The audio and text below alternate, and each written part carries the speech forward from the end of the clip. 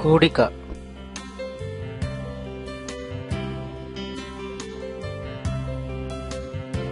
పిల్లలు, ఇదివరకు మనం ఒక అంకె కూడిక నేర్చుకోవడం జరిగింది.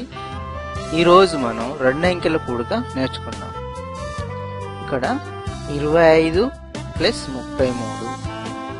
మనం ఇక్కడ రెండు స్థానాలు, ఒకట్ల స్థానం పదుల స్థానం వచ్చింది. ఒకట్ల స్థానం ఇది, పదుల స్థానం. ఈ విధంగా రెండు స్థానాలు ఉన్నప్పుడు ఏ విధంగా చేయాలి? మొదట ఒకట్ల స్థానం ఏముంది, ఇక్కడ 5 ఉంది.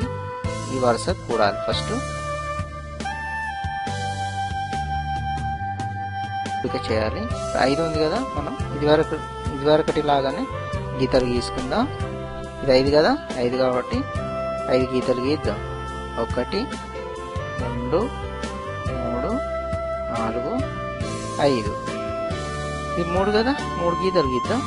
1 2 3. మొత్తం లెక్క పెడదాం. 1 2 3 4 5 6 7 8 వచ్చింది కదా. 8 వచ్చింది కాబట్టి ఇదే వరుస కింద సూటిగా 8 రాయాలి. 8 రాసినాం. ఇప్పుడు ఈ పదుల స్థానం కదా, పదుల స్థానం ఇటువైపు గీతలు గీద్దాం. ఈ 2 కదా, 1 2. ఇదంతా 3 కదా, 1 2 3. ఇది మొత్తం కౌంట్ చేయాలి, మొత్తం లెక్కించాలి. 1 2 3 4 5. 5 వచ్చింది కాబట్టి ఇదే వరుస కింద 5 రాయాలి. ఎంత వచ్చింది? 58. 50. ఈ విధంగా మనం గీతలు గీసి ఏ వరుస కా వరుస రాయాలి. మరొక ఉదాహరణ చూద్దాం. 52 ప్లస్ 23. మొదట ఏం చేయాలి? ఈ వరుస చేయాలి.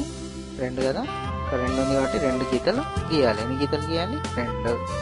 1 2. ఇది 3 కదా, 3 గీతలు గీయాలి. 1 2 3.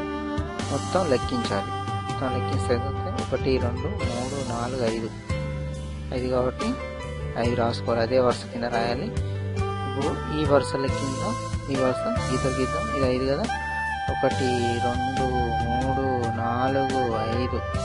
5 తీసాను. తర్వాత 2 కదా, 1 2. కాబట్టి 2 గీతలు గీసి మొత్తం లెక్కిందాం.